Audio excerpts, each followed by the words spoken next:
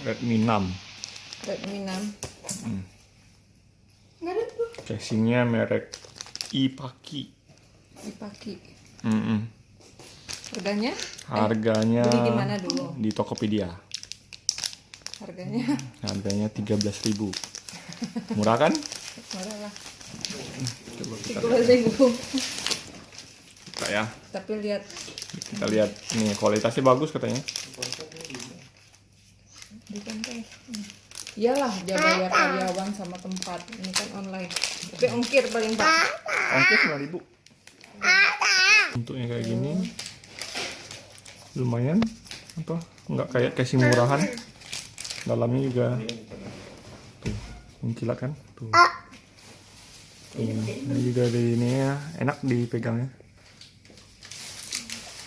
Dan coba kita pasang aja. Nah, tinggal pasang. Bismillahirrahmanirrahim. Tuh. Wow. Mantap. Ya mantap. Bisa lihat kan? Itu.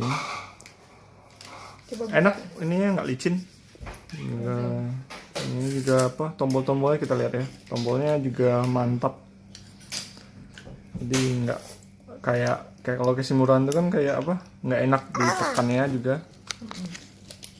Ini kalau ini enak banget loh. Jadi nggak kayak pakai casing, kayak nggak pakai casing gitu.